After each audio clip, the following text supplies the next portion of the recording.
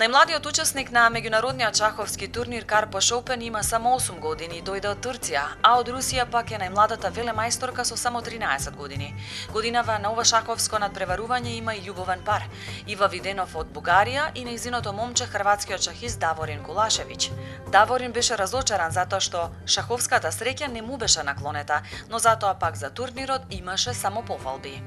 Шаховски не, штото ми не иде баш најболje, ali sve ostalo je super. Organizacija, hotel, hrana, grad, sve je super. Неговата партнерка се надпреварувала и во првото издание на Карпош Опен, па на свое огромно задоволство повторно е тука. Според неа секое издание на Карпош Опен е одлично.